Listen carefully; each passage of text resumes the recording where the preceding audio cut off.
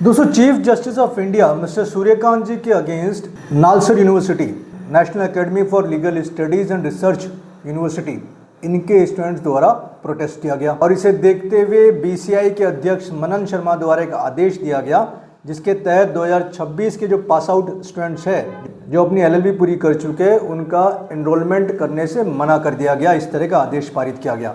मतलब एलएलबी की डिग्री तो मिल जाएगी लेकिन बिना एनरोलमेंट के एडवोकेट नहीं बन पाओगे। अब सवाल ये आ सकता है कि सीजीआई का विरोध क्यों किया गया? क्या विरोध करना एक तरह का कानून तोड़ना है या फिर असहमति जताना है? इस देश में जब प्रधानमंत्री के खिलाफ प्रोटेस्ट किया जा सकता है, सरकार के खिलाफ प्रोटेस्ट हो सकता है, तो क्या चीफ जस्टिस ऑफ इंडिया के खिलाफ प्रोटेस्ट नहीं हो सकता? और अगर ऐसा किया जाता है तो क्या उनके करियर को रोक दिया जाएगा? जैसे इस मामले में अगर एनरोलमेंट ही नहीं होगा तो एज एन एडवोकेट वो प्रैक्टिस ही नहीं कर सकते।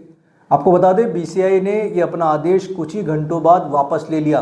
तो फिलहाल ये आदेश तो वापस लिया जा चुका है, लेकिन सवाल ये बनता है कि आखिर नालसर यूनिवर्सिटी के स्टूडेंट्स ने सीजीआई का विरोध क्यों किया? देखिए, मामला है कन्वोकेशन का। कन्वोकेशन के लिए यूनिवर्सिटी ने ही सीजीआई को एज ए चीफ गेस्ट बुलाने का प्रस्ताव रखा। तकरीबन 400-450 जो स्टूडेंट्स हैं उन्होंने प्रोटेस्ट करना शुरू कर दिया और प्रोटेस्ट का कारण बताया दिल्ली में जो रिसेंट प्रोटेस्ट हुए नीट पेपर को लेकर और जो कॉकरोच जनता पार्टी द्वारा प्रोटेस्ट किए गए उन्हें लेकर कारण बताया गया। क्योंकि आपको मालूम है जब प्रोटेस्ट पे लाठीचार्ज किया गया था तो कुछ वीडियोस के जरिए सुप्रीम कोर्ट की इंटरवेंशन चाहिए गई थी कि सुप्रीम कोर्ट इस मैटर में इंटरवेन करे, पर सीजीआई साहब ने उस वक्त इंटरवेन करने से मना कर दिया था।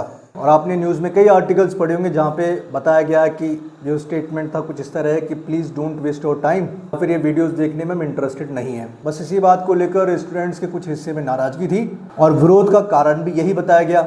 20 जुलाई की घटना थी। ऑल्दो सीजीआई साहब ने बाद में क्लैरिफिकेशन दिया कि उनके सामने किसी प्रकार की रिट नहीं आई थी, सिर्फ एक रिप्रेजेंटेशन आया था, इसीलिए उन्होंने इंटरवेन करने से मना कर दिया था। यानी बात शुरू हुई कन्वोकेशन से और बात पहुंच गई कहाँ पे? एलएलबी डिग्री मिलने के बाद एडवोकेट्स के एनरोलमेंट तक बात पहुंच गई। अब इसके बाद कुछ सीनियर एडवोकेट्स के व्यू आए। इसे कलेक्टिव पनिशमेंट और अब्यूज ऑफ पावर बताया। कलेक्टिव पनिशमेंट इसलिए क्योंकि 2026 के जितने भी पास आउट्स थे वो सारे स्टूडेंट्स इस प्रोटेस्ट में शामिल नहीं थे, लेकिन कुछ स्टूडेंट्स की वजह से जो 2026 के पास आउट उस पूरे बैच को एनरोल करने से मना कर दिया गया। तो ये तो कलेक्टिव पनिशमेंट हो गया। दूसरा अब्यूज ऑफ पावर भी है। और कुछ लोग ऐसे भी थे जिन्होंने बीसीआई का जो स्टेप है इसको सपोर्ट किया, लेकिन ये आदेश पास करने के कुछ ही घंटों बाद बीसीआई ने लिया यू टर्न। बीसीआई ने कहा कि 2026 के सभी नालसर ग्रेजुएट्स स्टेट बार में एनरोल हो सकते हैं और बाद में बीसीआई ने इस मामले में प्रोसीडिंग्स क्लोज कर दी। बीसीआई चेयरमैन मनन कुमार मिश्रा जी ने स्टूडेंट से अपॉलॉजी भी की और कहा कि स्टूडेंट्स अपना ओपिनियन एक्सप्रेस करने के लिए फ्री है, हालांकि इंस्टीट्यूशनल डेकोरम मेंटेन होना चाहिए। लेकिन कहानी इस आदेश को वापस लेने पर समाप्त नहीं हुई। सुप्रीम कोर्ट में मामला आया तो सीजीआई साहब द्वारा नाराजगी जाहिर की गई। उनके द्वारा कहा गया कि ये मामला मेरे और स्टूडेंट्स के बीच का है, बीसीआई का इसमें कोई लेना देना नहीं है। उन्होंने साथ में ये भी कहा कि स्टूडेंट्स को प्रोटेस्ट करने का पूरा अधिकार है, चाहे फिर वो गलत ही क्यों ना हो। ये मामला हैदराबाद यूनिवर्सिटी का है। आपको बता दें, तेलंगाना अभी वहाँ कांग्रेस की सरकार है। इसके बाद इसी प्रकार का मामला जोर पकड़ रहा है बेंगलुरु में, कर्नाटका में, जहाँ पे अगेन कांग्रेस की सरकार है।